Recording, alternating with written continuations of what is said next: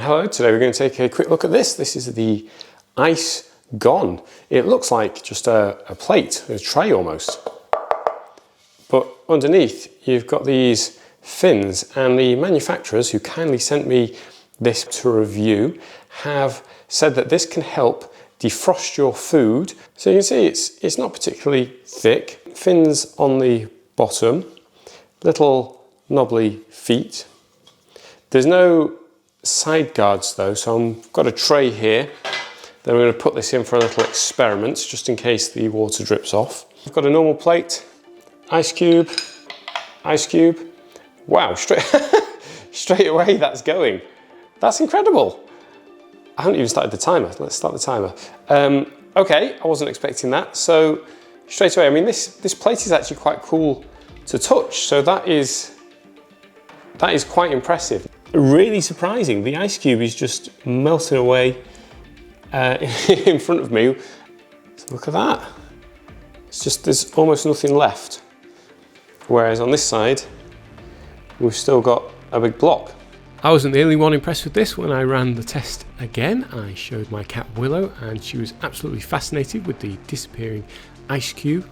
So how this tray works, it doesn't look like much, but it's actually really clever. The Kickstarter page gives you more information, but essentially it's got sealed thermal storing liquids and special heat fins which allow that rapid thermal exchange with ambient air, and that means it can also cool down as well as heat up. I wanted to try this on some actual food. I had a look in my freezer. I actually eat quite fresh, so I didn't have too much in, but I did find a frozen fish finger and a frozen parsnip. So I got these set up, exactly the same test as I did with the ice cube, just left them side by side. This though did take quite a bit longer, whereas the ice cube immediately started to melt away. After 5 minutes they were still both very frozen, so at the 5-minute point the ice cube had almost gone. Here they were still very frozen and needed a little more time. After about 15 minutes there was quite a big difference. The fish finger had started to become quite flexible, whereas the one on the plate was still rigid. After another 20 minutes the parsnip started to go. This was a much thicker, denser item. It started to show signs of defrosting, whereas the one on the plate was completely solid, and at this point the fish finger was very flexible compared to the one on the plate, which was still very rigid. So if you want to defrost without using a microwave or hot water, this is definitely a great option. When you're done with the defrosting process, you can either clean it in the sink or it is safe to pop in the dishwasher.